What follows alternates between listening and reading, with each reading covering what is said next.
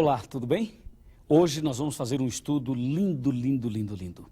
Vamos fazer um estudo que apresenta Jesus desde o Antigo Testamento até o Novo Testamento, o livro do Apocalipse.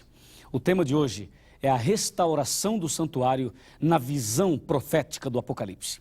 Apocalipse capítulo 11, versículo 19, diz assim: Abriu-se então o santuário de Deus que se acha no céu, e foi vista a arca da aliança no santuário.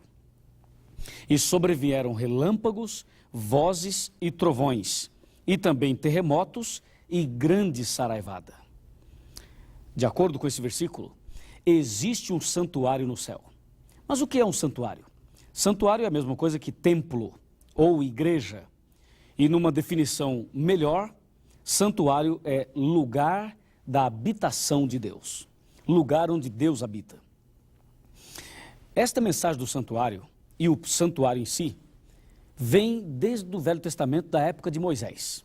E nós vamos fazer uma viagem agora para entendermos tudo sobre o santuário.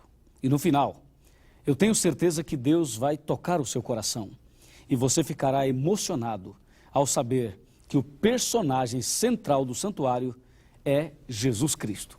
Esse Jesus que realmente tem feito a diferença em cada estudo aqui do Apocalipse, a resposta. A Bíblia Sagrada vem nos ensinando que quando Deus pediu a Moisés que fizesse um santuário, Moisés não tinha condições de fazer. Em Êxodo 25, versículo 8, Deus diz assim: E me farão um santuário e eu habitarei no meio deles. Mas Moisés não tinha como fazer o santuário. E Deus chamou Moisés, levou ao monte, e Hebreus 8, versículo 5 diz: Moisés, faça um santuário conforme o modelo que te mostrei no monte. Em outras palavras, Deus deu uma visão a Moisés, mostrando o santuário celestial, e disse: Moisés, faça um na terra, igualzinho este que eu estou te mostrando aqui no monte. E Moisés começou a fazer o santuário. Vamos dar uma olhadinha aqui no computador sobre esta construção, sobre esta obra de arte. Não era bem uma obra de arte porque estava além disso, era uma obra divina, a construção do tabernáculo, do santuário. Vamos lá. Aqui, Êxodo 25, 8. E me farão um santuário para que eu possa habitar no meio deles. Foi Deus quem disse isto. Aqui você tem uma visão geral do santuário. O santuário ficava no deserto, era uma tenda portátil. Eles desmontavam o santuário e quando iam para um outro lugar, lá eles montavam novamente. E estas barraquinhas aqui em volta era o acampamento do povo de Israel. Vamos olhar na nossa tela, num plano maior, e você vai entender melhor sobre como as coisas eram no santuário, está bem? Vamos lá, olho atento, porque isso aqui é muito importante. Aqui, vem comigo. A palavra de Deus diz, Êxodo 25, 8, e me farão um santuário para que eu possa habitar no meio deles. Olha para cá e veja o santuário. Aqui uma tenda portátil, em volta você vê o acampamento do povo de Israel. O santuário estava dividido em 2 compartimentos, além do pátio. Vamos começar pelo pátio. Olha aqui, você vê o pátio. No pátio tinha 2 objetos. Uma bacia com água. E também um altar de sacrifícios de animais.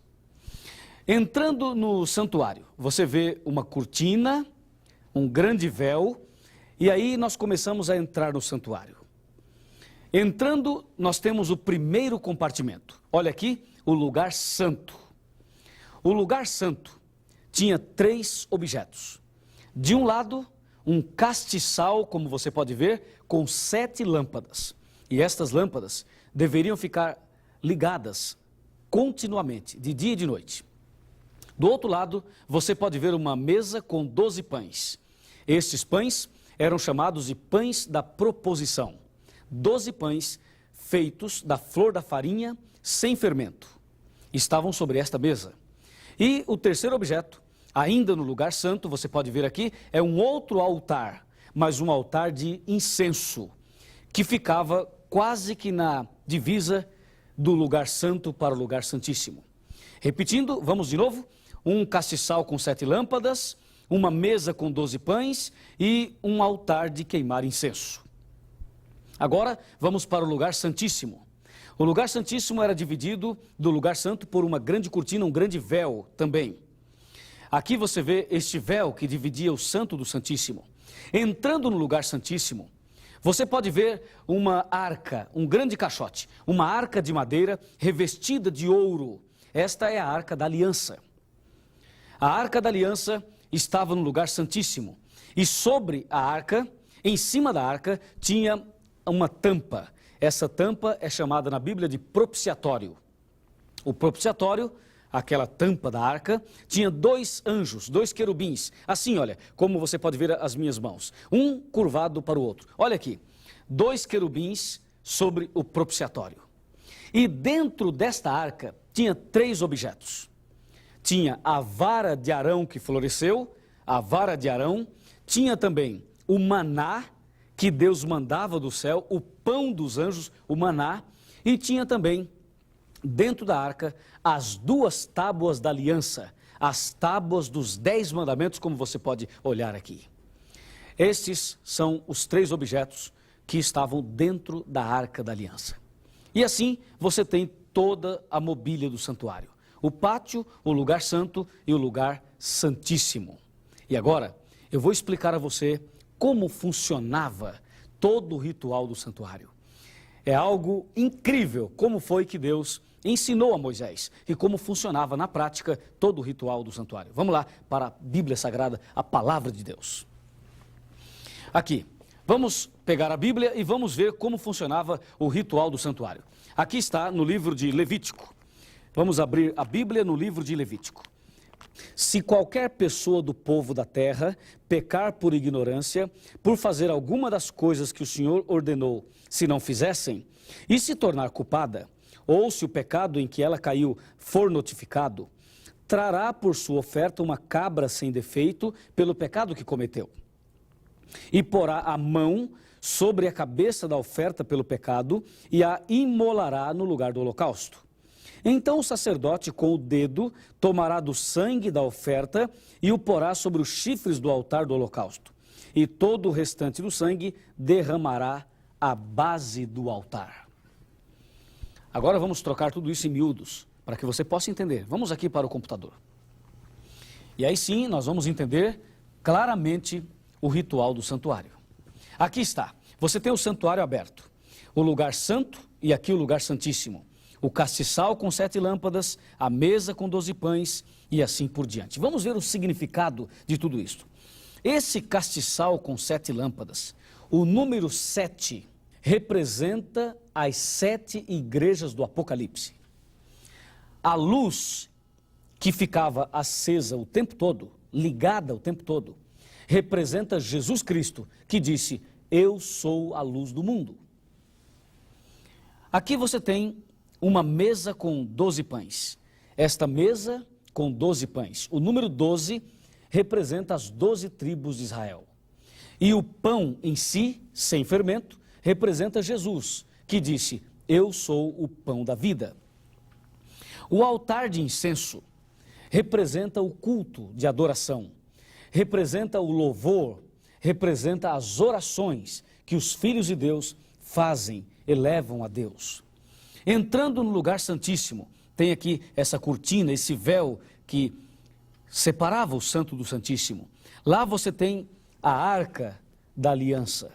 Você vai entender já já o significado dos objetos do lugar santíssimo. Vamos em frente. Olha aqui, este era o altar de sacrifícios de cordeiros, sacrifícios de animais. Funcionava assim: o pecador cometia um pecado e se arrependia do pecado que cometeu. Então ele pegava um bichinho, um animalzinho sem defeito, um cordeirinho de preferência, colocava as mãos sobre a cabeça do cordeirinho, confessava os seus pecados e simbolicamente o pecado saía dele e ia para o cordeiro. E como a Bíblia diz que o salário do pecado é a morte, então o cordeirinho que recebia o pecado simbolicamente morria. O pecador matava o cordeirinho e o homem saía livre. Veja que aparentemente é uma incoerência, é uma injustiça. Porque o homem peca e o cordeiro que morre. Calma, você vai entender tudo isso. Aqui você pode ver a pia, a bacia com água. E esta pia com água representa o batismo, representa a palavra de Deus e representa também o Espírito Santo. Esta água, esta pia, era usada para lavar as mãos do sacerdote, os pés também, e para lavar a carne do cordeiro.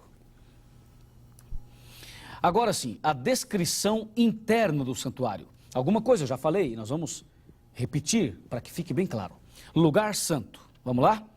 Tinha uma mesa com 12 pães, certo? Tinha um castiçal com 7 lâmpadas e tinha um altar de incenso. E agora você vê, aqui está a mesa com 12 pães. Ainda no lugar santo tinha o castiçal com 7 lâmpadas. Está vendo? E agora você vê o altar de incenso. E agora a descrição interna do santuário, mas falando do lugar santo dos santos, ou lugar santíssimo. No lugar santíssimo tinha a arca do concerto. A arca do concerto está aqui. Lembra dos 2 querubins que eu falei? Os 2 anjos em cima do propiciatório? Aqui está a arca da aliança. E dentro da arca havia 3 objetos. O primeiro era o maná. O segundo, a vara de Arão que floresceu. E o terceiro, as 2 tábuas da lei. Observe, a simbologia total do santuário. No pátio, um altar de sacrifícios, representando o sacrifício de Jesus. Olha, símbolo de Cristo que se entregou a si mesmo por nós como sacrifício a Deus. Efésios 5, versículo 2. A bacia com água no pátio. O que isto quer dizer? Eu já falei, é símbolo do Espírito Santo, mas também simboliza a palavra de Deus e ainda simboliza o batismo. Por falar em batismo, você já é batizado? Batizado nas águas, por imersão, em nome do Pai, do Filho e do Espírito Santo? Logo, logo, em um dos nossos programas, eu vou falar sobre o batismo. Ainda, no lugar santo, a mesa com 12 pães. Confira, símbolo de Jesus, o pão da vida, o pão que alimenta, o pão que sacia realmente a fome da pessoa. No lugar santo, o castiçal com 7 lâmpadas, lembra? Representa Jesus, a luz do mundo. E o número 7 representa as 7 igrejas do Apocalipse. Continuando, ainda no lugar santo, o altar de incenso representa a oração dos santos, representa também a comunhão, o culto de adoração a Deus. Agora no lugar santo dos santos, a arca do concerto. A arca do concerto, sobre o propiciatório, era visível a presença de Deus. Era o lugar onde Deus se manifestava, um lugar glorioso, um momento especial, lugar santíssimo, lugar da habitação de Deus. O que representava os objetos que estavam dentro da arca? O maná. O que representava o maná? E a vara de Arão? E as 2 tábuas da lei? Vamos começar falando do maná.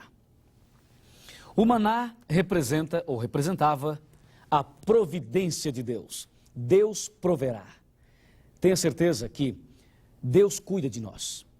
E em cada momento da vida, não podemos esquecer, Deus proverá. O maná era a providência de Deus. E ainda, a vara de Arão. O que representa a vara de Arão? Representa que Deus está no controle. É Deus que dirige a nossa vida. Não tenha medo. Confia somente. E ainda, as tábuas da lei. O que quer dizer isso? Representa amor e justiça. Os 10 mandamentos falam de amor e falam de justiça. E o véu? O véu que se rasgou quando Cristo morreu na cruz, o que representa? O véu representa Jesus. Assim como o véu foi rasgado, Jesus também seria partido por nós. Ele morreria por nós. Ele seria dilacerado por nós, como realmente ele foi. Derramou seu sangue e foi partido por nós. Jesus morreu na cruz para nos salvar. E agora eu vou te mostrar na nossa tela todos os detalhes, os detalhes finais de todo o ritual do santuário. O significado de tudo você já sabe, mas agora os detalhes que você precisa saber. Vamos lá? Para a nossa tela. A Bíblia Sagrada, falando do santuário, ela fala de uma maneira muito clara de um cordeiro, fala de um sacerdote, fala de um sumo sacerdote, fala também do sangue e, com certeza, fala do plano da salvação de uma forma simbólica. O santuário é a simbologia de todo o plano da salvação. Deus queria ensinar para o povo de Israel o plano da salvação através do ritual do santuário. O cordeiro Você pode olhar aqui e ver o cordeiro. O cordeiro simboliza Jesus, o cordeiro de Deus que tira o pecado do mundo.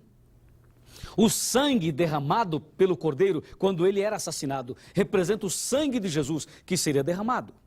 No lugar santo, somente o sacerdote podia entrar.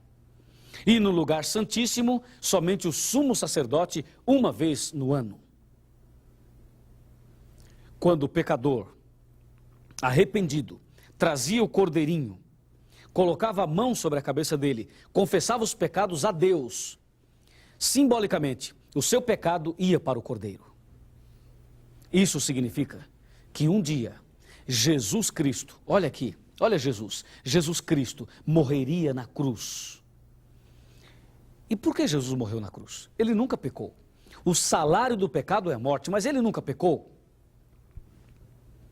Isto quer dizer que o meu pecado, que o seu pecado, foi colocado sobre o Cordeiro de Deus, alguém inocente. Eu pequei, você pecou, e os nossos pecados, a nossa culpa, foi colocada sobre Jesus. E Jesus, que não merecia morrer, levou sobre si os nossos pecados. Assim como o cordeirinho morria no lugar do pecador, Cristo Jesus também morreu no lugar de todos nós pecadores. Foi isso que aconteceu. Esta era a mensagem do santuário. Quando Jesus morreu na cruz, olha aqui, quando ele morreu na cruz, o véu se rasgou, está vendo? O véu se rasgou de alto a baixo. Isso significa que o santuário estava perdendo o seu valor quando Cristo morreu na cruz.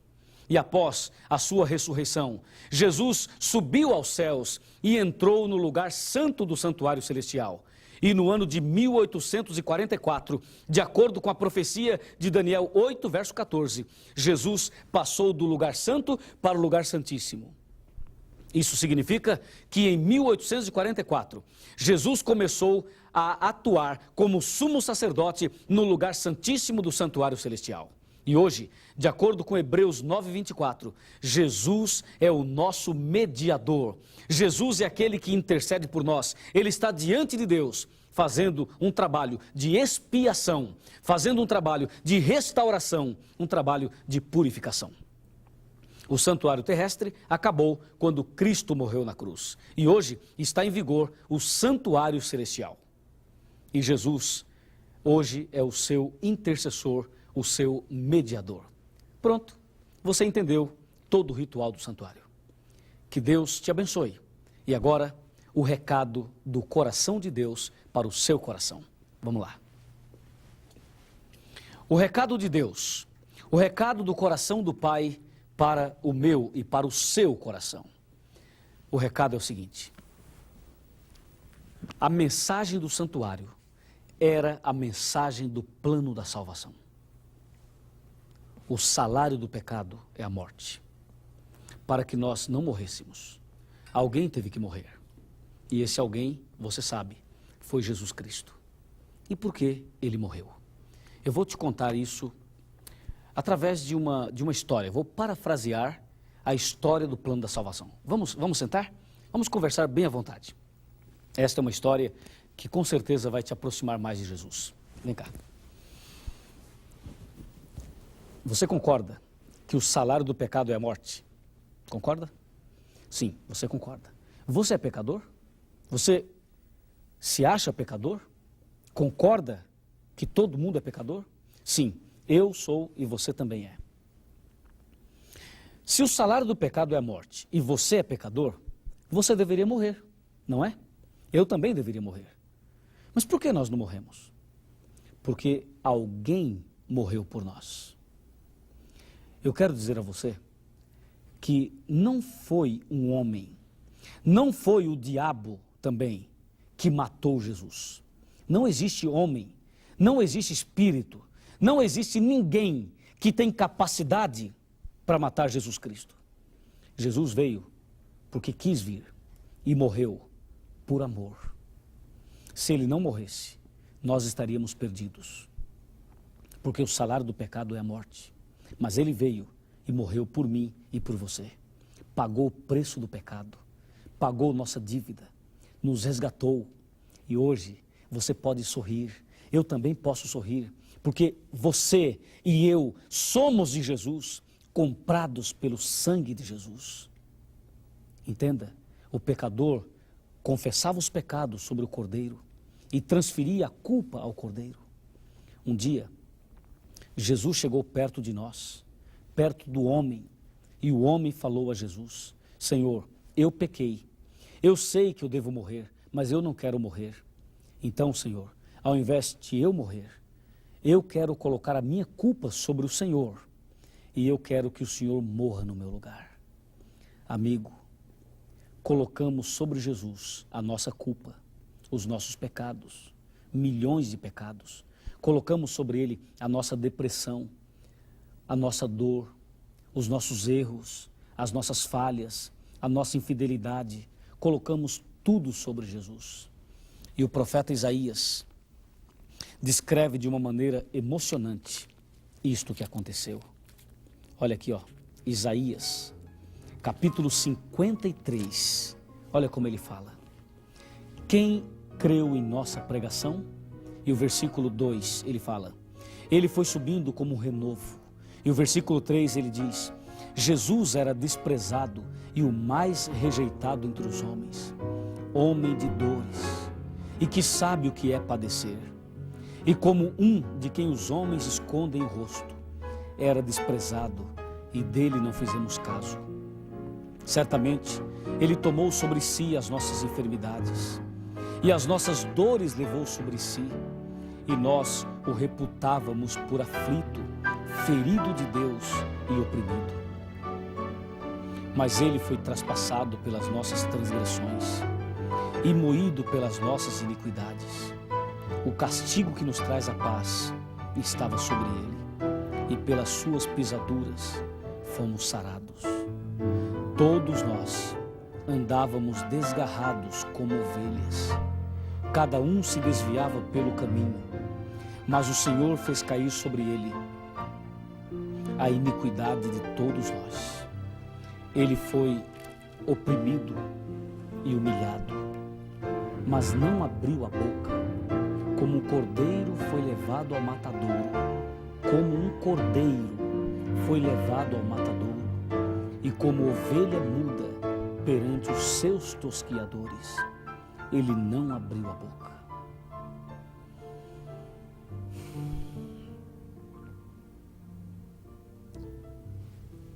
Que sacrifício,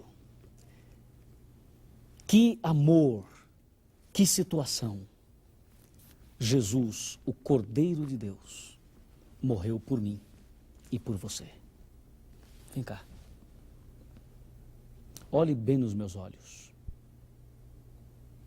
Você teria coragem de não amar alguém que te ama tanto?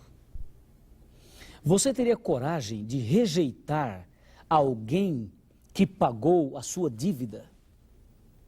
Você teria coragem de dizer não a alguém que deu a vida, deu sangue por você? O que você deve fazer por ele? Se Jesus deu a vida por você, o mínimo que você deve fazer é dar a sua vida a ele. Quando eu falo desse assunto, vem um nó na minha garganta e dá vontade de chorar, só de pensar no grande sacrifício, no grande amor que Jesus fez e demonstrou por mim na cruz do Calvário. O mínimo que eu quero dizer a Jesus é: Senhor Jesus, a minha vida será tua, é tua. E se eu tivesse 1000 vidas eu daria a Jesus. E você? Qual é a sua decisão? Quer se entregar a Jesus? Quer se batizar naquela água do santuário? Quer nascer de novo? Quer se entregar totalmente a Jesus? Se você quer, eu convido a se ajoelhar comigo e nós vamos falar com Deus. Querido Pai Celestial, obrigado pelo teu grande amor ao mandar aqui, ao enviar aqui Jesus Cristo para morrer por nós. Obrigado, Jesus, pelo sacrifício, pelo sangue derramado. Obrigado, querido Pai, pela salvação. E neste momento, venha com o teu sangue perdoar os pecados de cada um de nós. Venha, Senhor, nesse momento, nos libertar de todo o mal e venha abençoar esta pessoa que está acompanhando o estudo da tua palavra. Que o sangue de Jesus possa limpar o coração e a mente desta pessoa. Que ela possa levantar desta oração uma nova criatura. E que o sangue de Jesus expulse para bem longe toda a obra do inimigo.